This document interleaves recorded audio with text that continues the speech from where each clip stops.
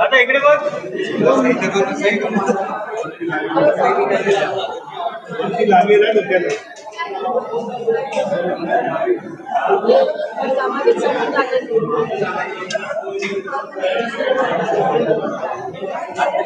वरतून घे, वरतून वरतून वरून घे ना.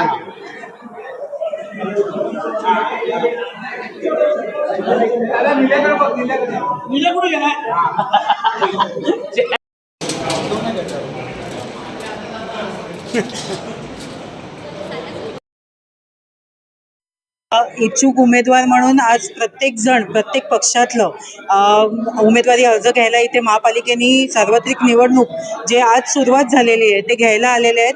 अजून कुठल्याही पक्षाने अधिकृत घोषणा न केल्यामुळे प्रत्येक जण आपल्याला एक संधी मिळेल या हिशोबाने अर्ज घेण्यासाठी इथे आलेले आहेत आणि ही पूर्वतयारी आहे. त्यावेळेला गर्दी नको व्हायला किंवा घाई होऊ नये त्यामुळे हे इथे नियोजन केलं आहे. 9 वर्षानंतर महानगरपालिका एवढ्या मोठ्या कालावधीनंतर ही प्रक्रिया पार पडते.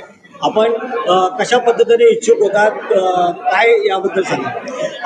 इच्छुक तसं बघायला गेलं तर इच्छुक उमेदवार म्हणजे पक्षाचा अधिकृत कार्यकर्ता जो निष्ठेने काम करतोय आणि प्रत्येक पक्षाच्या घटकामध्ये ज्यांनी पूर्णता दिलेला आहे असा तो उमेदवार म्हणजे स्वतःला तो उमेदवार समजतो. त्या हिशोबाने ते इच्छुकची मागणी करतात. तर आज 9 वर्ष झालेली आहेत. प्रत्येक जण सातत्याने, आज मीही सातत्याने माझ्या पक्षासाठी काम करते. तर एक संधी कुठेतरी प्रत्येकाला मिळावी हाच याच्या मागचा उद्देश असतो. पुढचे 6-7 दिवस जे आहेत, जे प्रमाणपत्र आहेत त्यांची आता तपासणी केली जाणार, त्यांची जुळवाजुळव करावं लागणार आहे. वेळ हा कमी आहे पण कशा पद्धतीने आता पेपर वर्क हा केला जाणार आहे आणि काही अडचण असल्यास तर कशा पद्धतीने अधिकाऱ्यांकडून देखील आपण माहिती घेणार.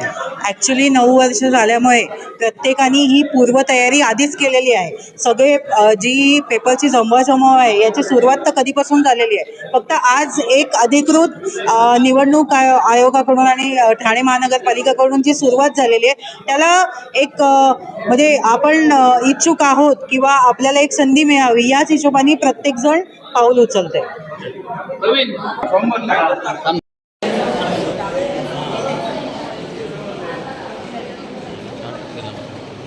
काका थोडं मागे सर. हो सर, मागे सर, थोडंसं मागे ना, थोडंसं.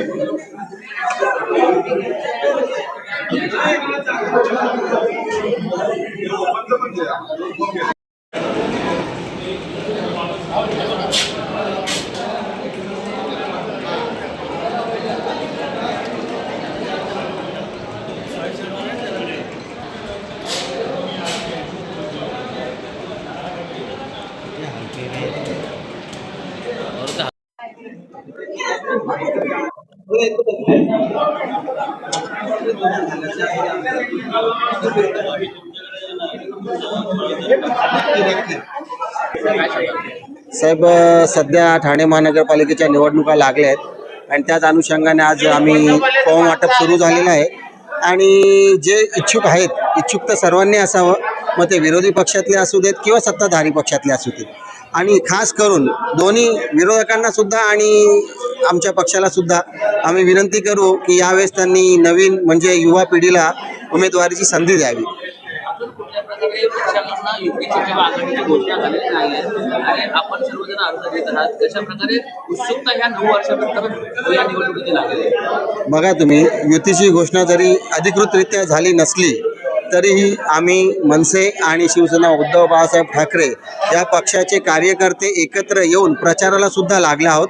प्रभाग क्रमांक 21 येथील दोन्ही पक्षाचे कार्यकर्ते नेते एकत्रित येऊन आम्ही कालच प्रचाराचा नारळ फोडला आहे आणि प्रचाराला सुरुवात देखील केलेली आहे. फॉर्म घेतला म्हणजे तिकीट घेणार असंच आहे. आज 20 वर्ष नगरसेवक आहे आणि 20 वर्षामध्ये आपली कारकीर्द, आपली कामं भरपूर झालेली आहेत आणि पक्ष आम्हाला तिकीट द्यायला आम्हाला संभव शिंदे साहेबांच्यावर आमचा विश्वास आहे. कशा प्रकारे 9 वर्षानंतर इलेक्शन लागले, कशा प्रकारे बघता या संपूर्ण इलेक्शन लोक फेवरला आहेत, काय प्रॉब्लेम नाही आहे. इलेक्शनला जो काम करेल तो निवडून येईल. तुम्ही देखील नगरसेवक आहात, आताही देखील फॉर्म घेतलेला आहात. कशा पद्धतीने युती धर्म पाळला जाणार? युती धर्म पाळला जाणार आहे, युती होणार आहे. फक्त आता तारीख डिक्लेअर व्हायची बाकी आहे. शिंदेसाहेब जरा गडबडीत आहे. ते युती बसले का ते युती होणारच आहे, 100% युती होणार. परंतु ठाण्यात आपण जर पाहिलं तर भाजप हा मोठा भाऊ आहे असं म्हटलं जातं. ते मोठा भाऊ लहान भावाचा काही प्रश्नच येत नाही. युती झाली का प्रश्न मिटला. आणि आमच्याकडे कमीत कमी 81 नगरसेवक आहेत आता ऑलरेडी आता.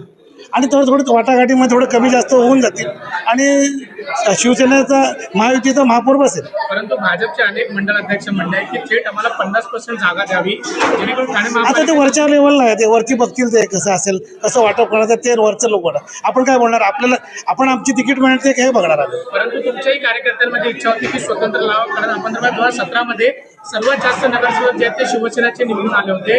त्यामुळे त्या पद्धतीने अनेक लोकांना तुम्ही पक्षामध्ये देखील घेतलेला आहे. त्यामुळे त्याचाही फटका जो आहे तो कुठेतरी बसणार आहे. नाही बसणार नाही, काही नाही. युती झाली तर सगळ्यात सोयीस्कर होईल आणि सगळ्या युती भांडणं कमी होणार आणि इलेक्शन व्यवस्थित होणार. महापौर कोणाचा असावा नेमका? महापौर महायुतीचा होणार आहे.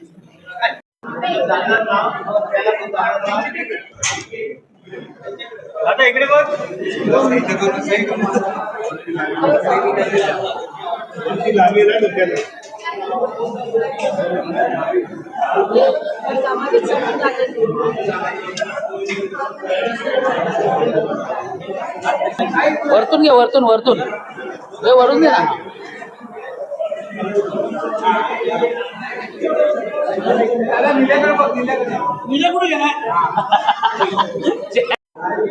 राष्ट्रीय काँग्रेसमधला कार्यकर्ता आहे आणि मी गेल्या 50 वर्ष 1976 पासून काँग्रेसमध्ये काम करतोय. आता माझ्यावर प्रभाग 22 आहे, त्यामध्ये रिझर्वेशन महिला झालेली आहेत. या इलेक्शनमध्ये मी माझी मुलीला समोर आणलेलं आहे आणि आम्ही पुरी ताकदीने उतरलो आहे की आता आपस या जे काय असेल विजय किंवा विजयी ते नंतरची गोष्टी आहे, पण मेहनत करून आम्ही विजय होण्याचा प्रयत्न करणार आहे आणि माझी मुलगी जिंकून येणार आहे. तेवढं मी मेहनत घेणार आहे आणि माझे संघटना, माझा पक्ष आमच्या पाठीशी आहे. आमचे अध्यक्ष विक्रांतराव चव्हाणजी ते आमच्या बरोबर आहे आणि यासाठी आम्ही आमचं क्षेत्र सर्व मिक्स आहे. झोपडपट्टीपासून दलित वर्ग हे सगळं मिक्स. आमच्या इकडे अल्पसंख्याक मुस्लिम समाज भरपूर आहे आणि अन्य समाज पण आहे.